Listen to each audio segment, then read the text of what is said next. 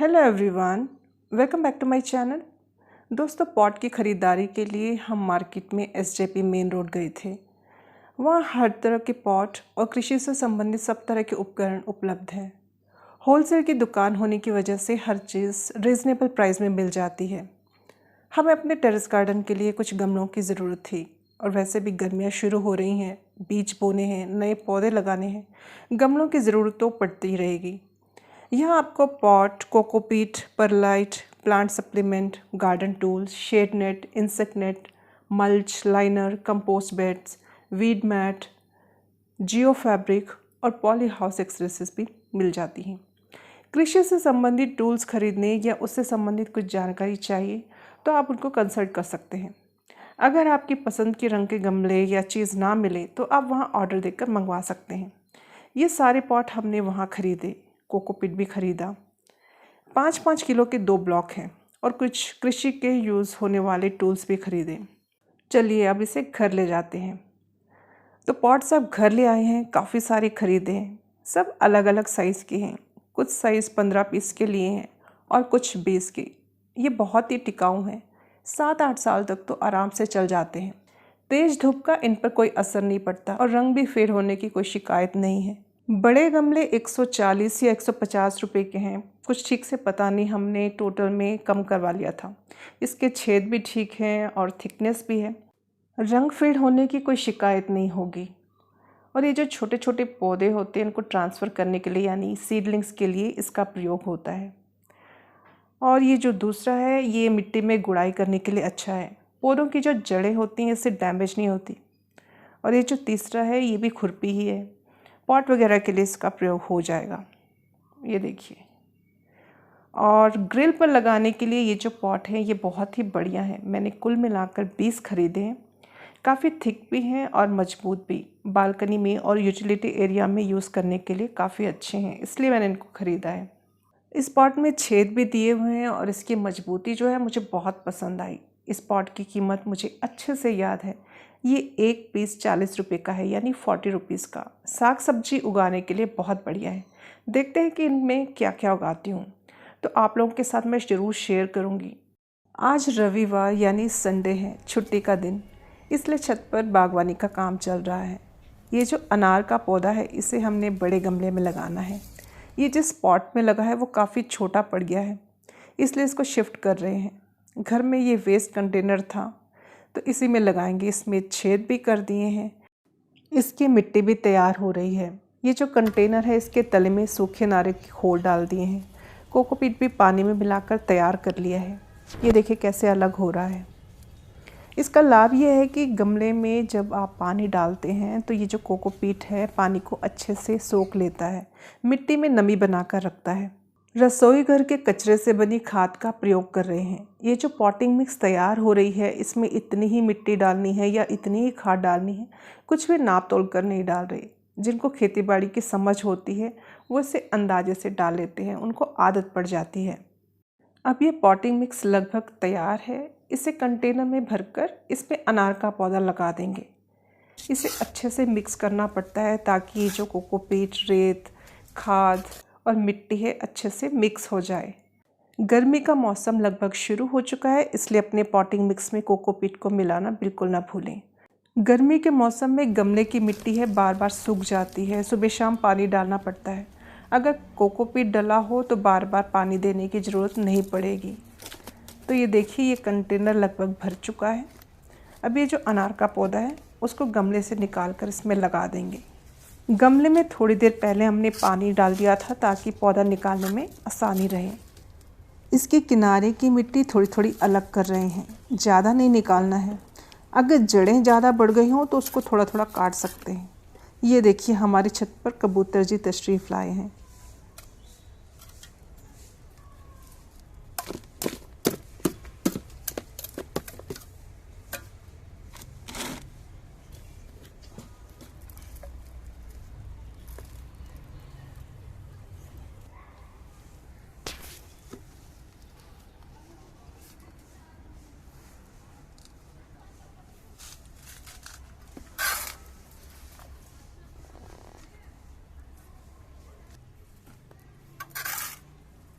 Potting mix अच्छे से डालने के बाद इस पौधे को अच्छे से इसमें दबाना है।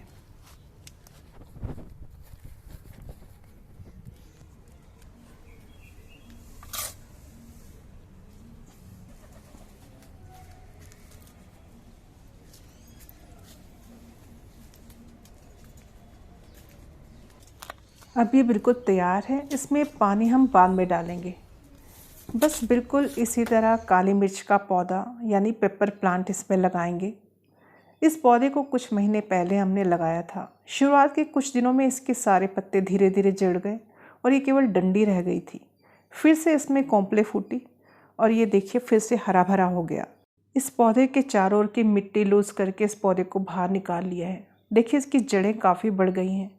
इसे काट कर ठीक करना है। देखिए काफ़ी बड़ी हैं। जड़ों को ज़्यादा नहीं काटना है क्योंकि ज़्यादा कट गई तो फिर पौधे के सूख जाने का डर रहता है। अब ये तैयार है।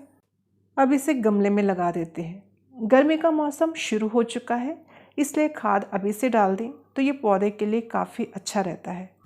अब पेड़ पौधों में फुटाव का मौसम है, इस कारण खाद अच्छे से देखकर डाल देना चाहिए। सर्दियों में कई पेड़ पौधों की हालत ठीक नहीं रहती। सारे पत्ते गिर जाते हैं या तो वो ठीक से फल और फूल नहीं दे पाते, तो वो सब डॉर्मेंसी पीरियड से बाहर आ रहे होते हैं। उनके लिए ये बिल्कुल सही समय है।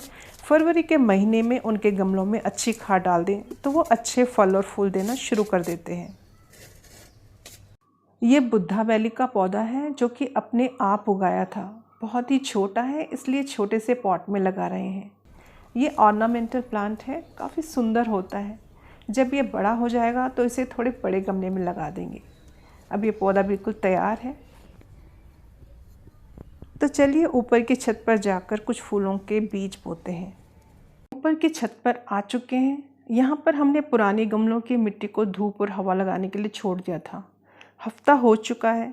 इस तरह धूप दिखाने से अगर मिट्टी में अगर कोई फंगस वगैरह हो तो वो ख़त्म हो जाता है, मिट्टी रिचार्ज हो जाती है।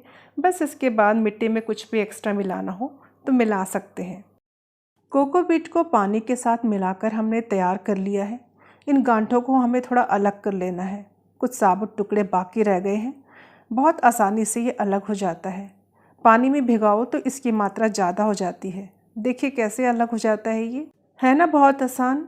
छत पर अगर बागवानी कर रहे हैं तो पॉटिंग मिक्स बहुत हल्की होनी चाहिए, नहीं तो छत पर भार बहुत ज़्यादा हो जाता है। कोकोपीट बहुत हल्की होती है, पानी को ये अच्छे से होल्ड करती है। हमने कुछ फूलों को सुखाकर उन्हें बीजों के लिए रख लिया था, उन्हीं को अब लगा रहे हैं। ये जो पॉट आप देख रहे हैं इसमें नीचे तक मिट्टी नहीं भरी। इसके तले में सूखे नारियल की खोल भरती हैं और ऊपर से पॉटिंग मिक्स भर दिया है। बस अब इसमें जब सीडलिंग तैयार हो जाएगी तो उन्हें दूसरे गमलों में शिफ्ट कर देंगे। फूलों के बीजों को बिखेरने के बाद उन पर मिट्टी की परत बिछा देनी चाहिए।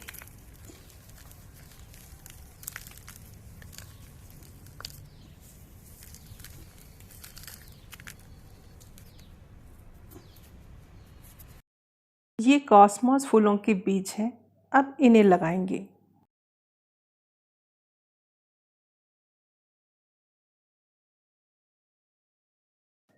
बीजों को सब तरफ अच्छे से बिखेर दिया है।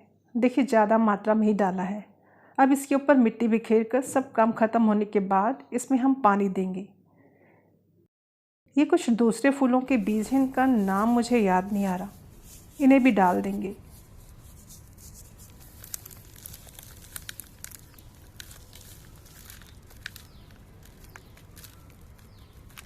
एक एक गमला जैसे जैसे तैयार होता है ना, सच में बहुत खुशी मिलती है।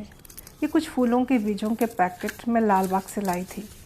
इन्हें डालने के बाद देखना है कि गर्मियों में किस तरह के फूल खिलेंगे। यह मिक्स वैरायटी है। इसी रंग के फूल खिलेंगे ऐसा बिल्कुल नहीं बोल सकते, लेकिन रंग बिरंगे फूल तो ज़रूर खिलेंगे।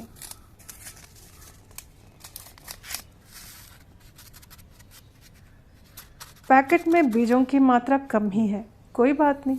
पौधे अच्छे निकल आएँ, उन पर अच्छे फूल खिल जाएं, बस फिर उन फूलों को सुखाकर उन्हीं से बीज ले लेंगे। इसी तरह सारे फूलों के बीज बिखेर कर उन पर मिट्टी डालकर तैयार कर लेंगे और आखिर में उन्हें पानी देंगे।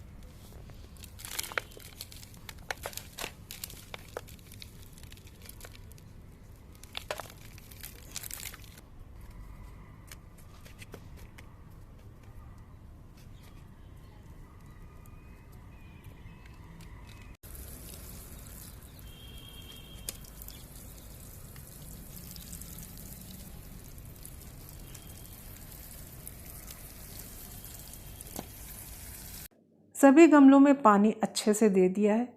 एक बार में अच्छे से पानी दे दिया जाए तो 1-2 दिन तक पानी देने की ज़रूरत ही नहीं पड़ेगी।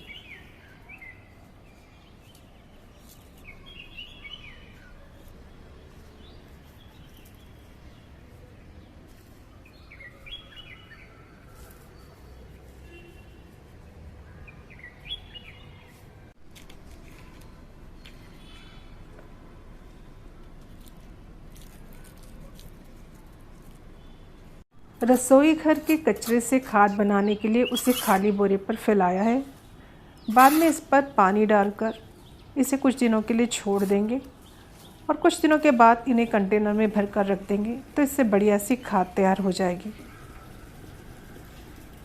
पानी सब अच्छे से डालने के बाद इसके ऊपर हम एक पॉलीथीन या कोई दूसरी बोरी बिछाकर इसे ऐसे ही छोड़ देंगे ताकि ये सेफ़ रहे। उम्मीद करती हूँ आपको आज का वीडियो पसंद आया होगा। अगर थोड़ा सा भी अच्छा लगे तो इसे लाइक, शेयर और सब्सक्राइब करना ना भूलें। फिर मिलते हैं अगले वीडियो में, तब तक के लिए धन्यवाद।